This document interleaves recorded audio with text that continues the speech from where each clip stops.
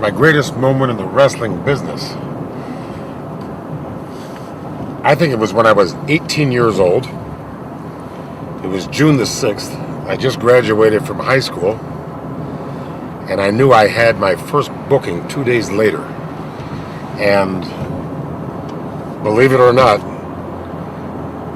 nothing since then has topped that moment when I got in the ring and wrestled a match, got paid, took a shower, and I thought to myself, I feel like a boy in a man's world, but my God, I'm here. And I said, no matter what happens to me in my life, good or bad, this was a moment that I can say. And it was in Aurora, Illinois. I wrestled Freddie Rogers, and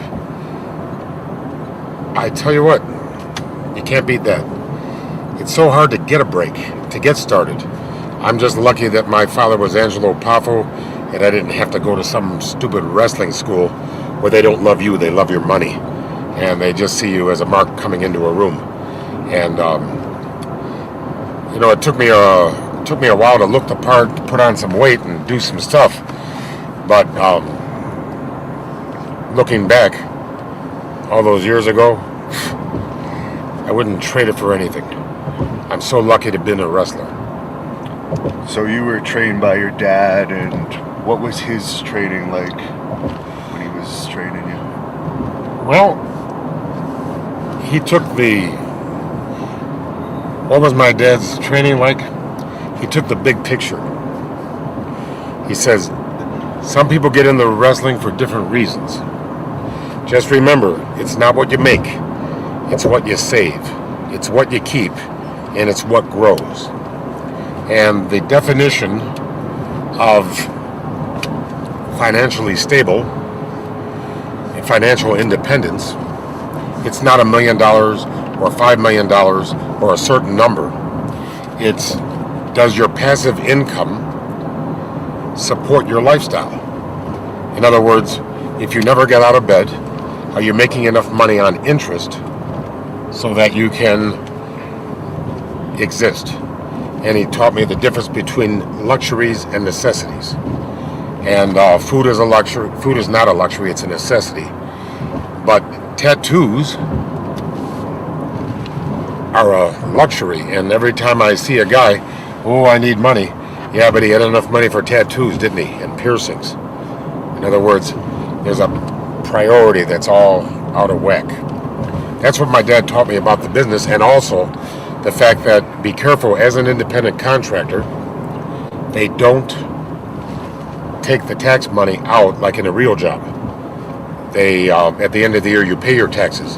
That's why Ric Flair, God's gift to wrestling, is also getting his wages garnished by the IRS because he owes the federal government millions of dollars. And if you don't believe me, read his book. He was very honest in his book. So you got in through your father, and it was a lot harder to get back in when you get into the business when you started. Do you think it's too easy to get in the business now for a lot of these young guys that really never have made it in the past? I think just the opposite. I don't think it's very easy at all. It was easy for me. I don't mean to make money in it, but to say that you were a wrestler, because when you were first starting, it would be hard to say that you're a wrestler. You would have had to go through some punishment and kind of prove you had a strong will before you could go around telling people you were a wrestler. And now kind of anyone that pays their $3,000 right can do it. Well, here's the thing. I didn't care about telling people that I was a wrestler. I cared about telling myself that I was a wrestler. That I had finally made it from the ringside seat to the wrestling ring, to the lights. And truthfully, I would have rather been a baseball player, but I had a little trouble with the hit, run, throw, field, think aspect of it. And since they don't love you, they just take a number 2 pencil and cross your name off the list. I didn't make it in baseball after giving baseball quite a lot of my life. And $3,000 for a wrestling school. First of all, the number one rule in training a dog. You have to know more than the dog, stupid. See, you cannot train a dog unless you know more than the dog. So, if you're going to go to a wrestling school, ask yourself a question. Who's teaching? Is he any good? Or does he just want my $3,000? And it isn't always $3,000. Magnum TA, who would have been one of the greatest wrestlers ever, unfortunately, he had a Porsche and he took a turn on a wet road and I wasn't there.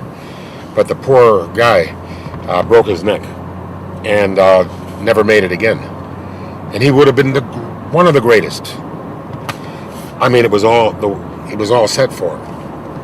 And he deserved it. But we take things for granted. And there's your brain, there's your brainstem, there's your medulla oblongata, and there's 100 miracles that happen just to get out of this van and to get into the ring and to do anything. These are motor signals. We take them for granted. They are not to be taken for granted. Once you lose them, you're done. You're toast. And he is toast. And the guy that trained him was Buzz Sawyer, who's on that laundry list of wrestlers that have died young. And they got him for $30,000. $30,000. His parents refinanced their home so Magnum TA could become a wrestler. For that low-life drug addict to take $30,000 away. Well, a fool and his money are soon parted. Was it worth it for Magnum to get into the business for $30,000? In his case, yes, because he made it. He made it big. And would have got to the very top had it not been for a Porsche that cost more than $30,000. So, who's to say? Now, all I'm saying is, as a second-generation wrestler, I had advantages that a lot of the dreamers and schemers don't have. And I never forgot that when you talk about Lanny Poffo, if anybody remembers my name, it will be because of his. So for the time that you were in WWE, were you paid pretty well? Yes, I did very well. I was making each year between $75,000 and $150,000 per year. And of course, my best year was 1989 and the beginning of 1990, when I was the nemesis of the great Hulk Hogan.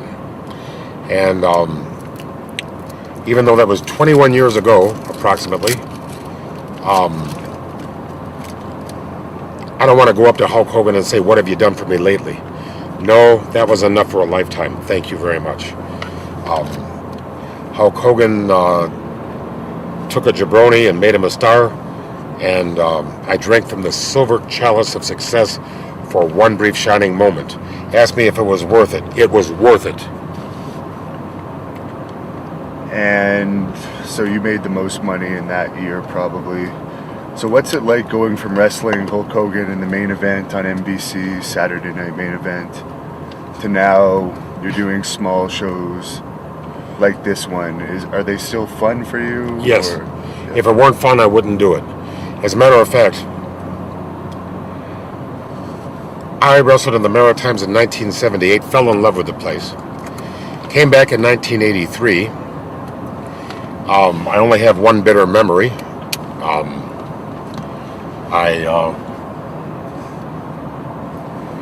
But I have a beautiful daughter. I got married in Moncton, New Brunswick. Emile Dupre was my best man. His wife Paula was also representing. And Renee Dupre was gestating in Mama's belly at the time. Yeah, well, I'll tell you what, I don't really know him. The first time I ever met him was in Mentz, Nancy, France. After 500 meters, turn left, then at the end of the road. Oh, can you turn the sound off on that? I met him in Metz, Nancy, France, and I can't say I really know him, but I do know Emile Dupre, and I love him very much. Very nice man. He treated me very well. I do remember he was, this has nothing to do with the video, but he was grateful to you because I lived with him in England, because you helped him get signed because you contacted Molly Holly or something. Yeah, Emile Dupre called me on the phone and said, "Holy Jesus Christ, Lenny, I got a boy. It's 6'4". And first of all, let me tell you about 6'4". If he's standing on a phone book, he isn't 6'4". No. You know, there's a lot of people claim 6'4". They ain't 6'4". No. You know. So anyway, there's only three heights. There's not tall enough, and Andre the Giant.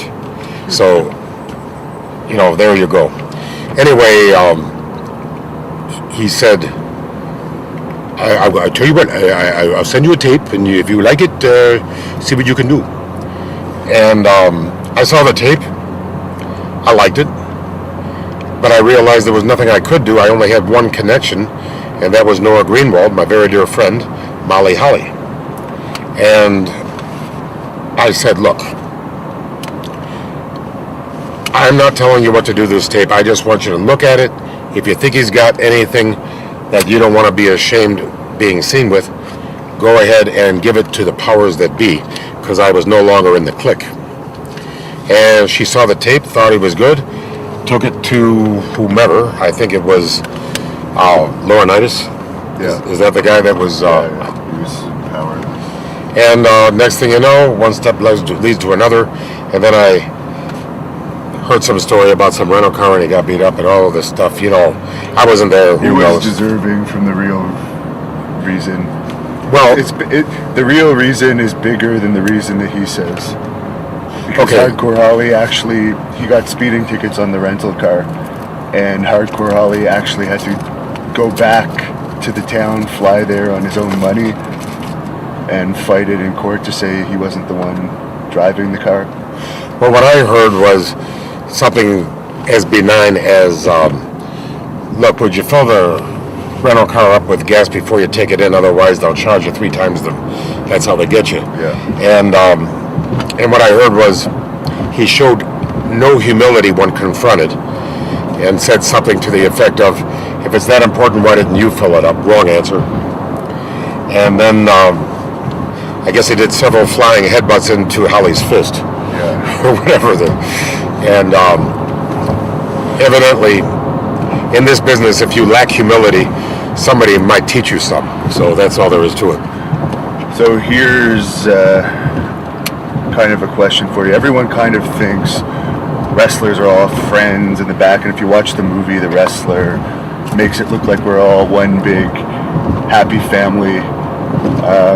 In your opinion, is it like that, or is it very political backstage?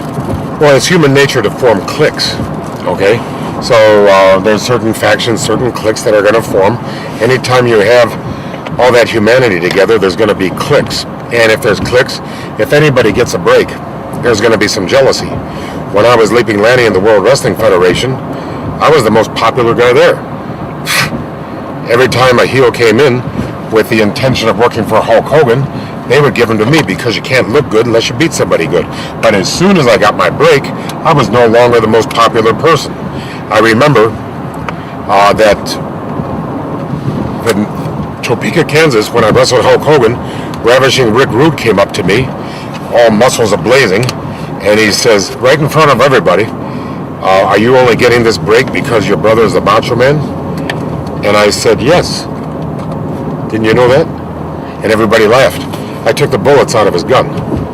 So, yeah, there's it's politics, it's breaks, and sometimes the politics has worked against me, and sometimes it's worked in my favor. In the meantime, am I not appreciative to be here? I am more appreciative to be here than anything, because I'm almost 56 years old, and I love wrestling.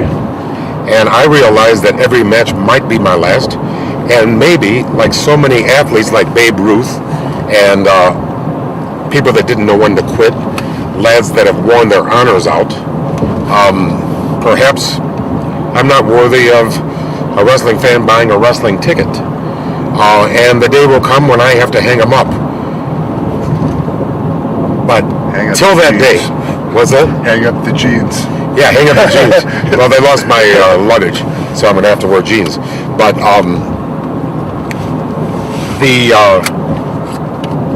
until that day happens, I'm going to enjoy every minute of this.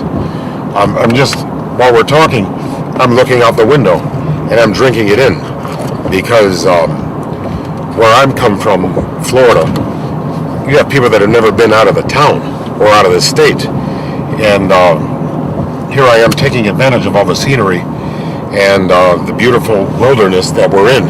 And there are some wrestlers that don't even know what I'm talking about because all they ever saw was the inside of a hotel room, the inside of a bar room, the inside of a locker room, and the inside of an arena. They might as well not even go anywhere because they don't appreciate what they got. Now, you've told me this story before, but one guy that was kind of spoiled in wrestling was Bam Bam Bigelow. He didn't have had everything like thrown behind him, big push when he first came into WWE, and he was taking advantage of you in some of the matches that you had with him when you were going out there trying to make him look good. So could you kind of tell that story? Okay, Bam Bam Bigelow came in, and I could tell he was an arrogant fat guy, like, man, he had that thing. And I'm just not impressed. I've seen too many of it. I've seen it all. To me, he was an ugly fat man. Okay? And nobody likes fat people. No, it's not. It's not that. It's that. It's that I didn't think he had much to be. I mean, Rene Dupree at least had something to be arrogant about. Yeah. Bam Bam Bigelow does not have much to be arrogant about. And I hate to speak ill of the dead, but everybody's dead. So, I mean, if you just want to talk about the wrestlers that I know that are alive, we don't, what are we going to do for the rest of the time? Because there's only like 3 of us left. So, Bam Bam never took advantage of me. It's just that he never thanked me. He was horrible. He sucked. I mean, he was... if I was a wrestling fan, there's not a way in the world I would pay money to see a guy like that. I would pay to see a lot of the guys. I mean, some of the guys had real talent. And so then we're in Boston, Massachusetts, and you can bleep this out later, but he was so proud of himself, he says, "Hey, I just got a blowjob from an arena rat." Well, that offends me on many levels. I never thought I was better than an arena rat. As a matter of fact, I love arena rats. Arena rats, I don't call them that. I mean, I'm just saying it, or the Canadian wrestlers call them rink rats. I don't call them that. They're human beings.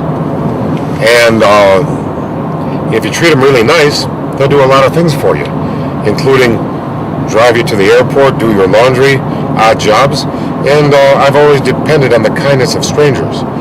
But whenever I've been with an arena rat, I've always done my best to try to make them feel better about themselves than before they met me.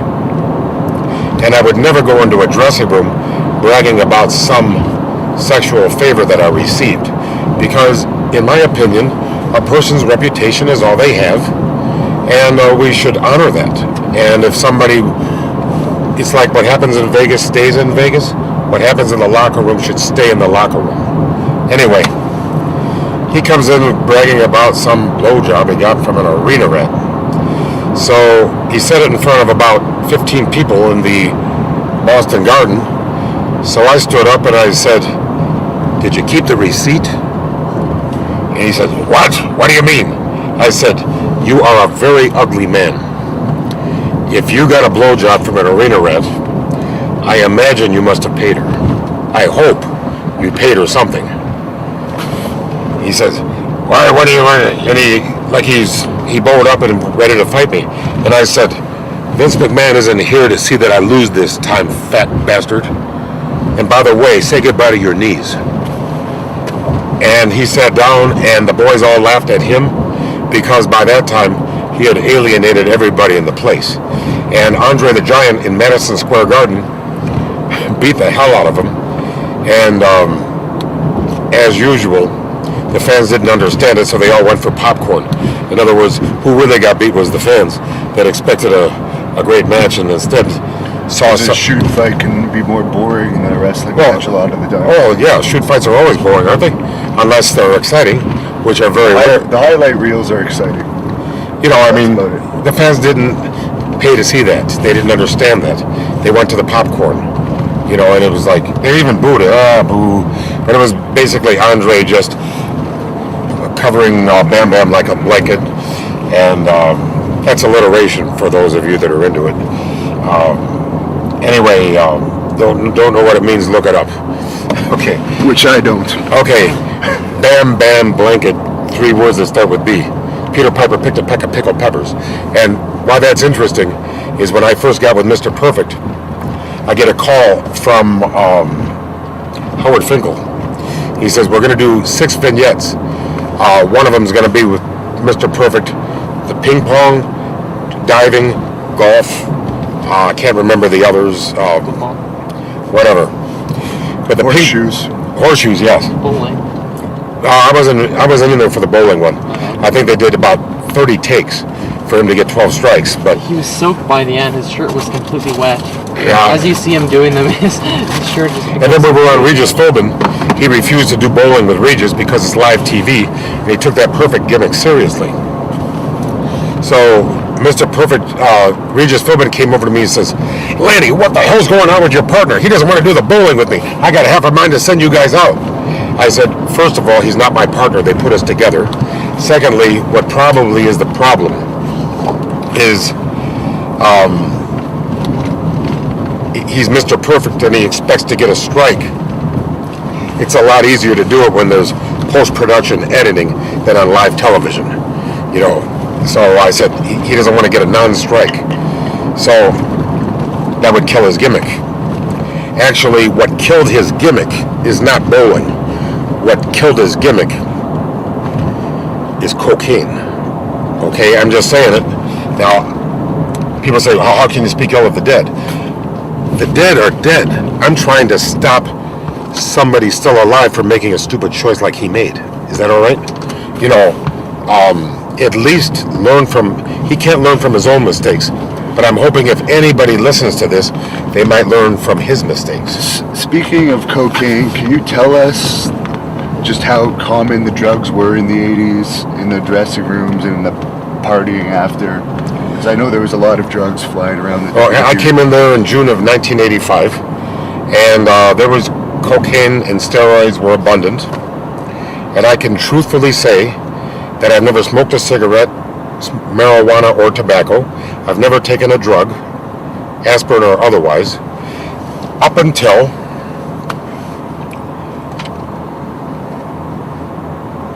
February of 1989, when I got the gimmick as the Genius, and I got about a month off.